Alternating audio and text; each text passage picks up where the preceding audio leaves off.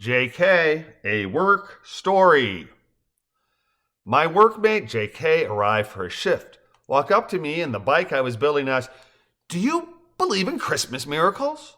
Wishing to neither deceive nor offend, I replied, "I believe there are things not easily explained that folks call miracles.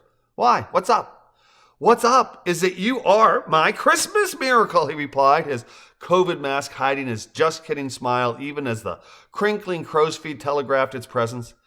Yeah, I replied. "I hear that a lot," I laughed. "What do you want?"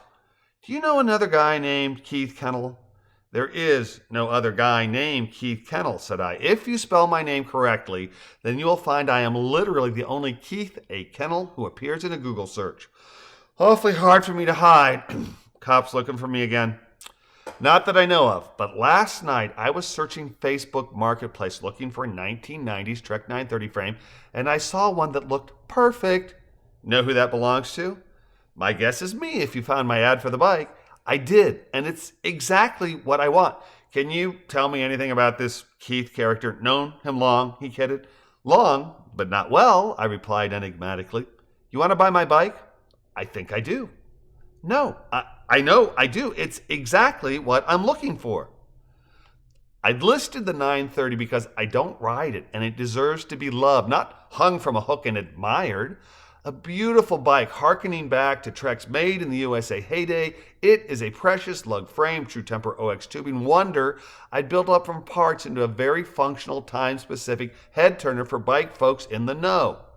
Because I was listing the 930 on Facebook and Craigslist as opposed to trying to sell on eBay or some other high-end, more discerning selling site, I'd listed her at 76% of what I might get on a site for more discerning buyers, more familiar with high-quality older bikes that are in search of a well-preserved, if slightly patinaed blast from the past.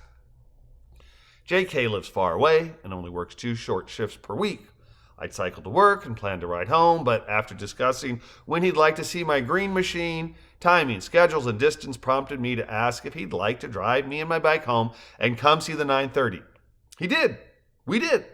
And after much discussion concerning buying the whole bike, just the frame or some combination thereof, we elected to go with most of the bike for 72% of the price listed in the ad, or 55% of what I thought the whole bike was worth. Funny thing about JK's just kidding question concerning Christmas miracles is that I've been pondering a similar question since the 20th. Not miracles per se, but portents.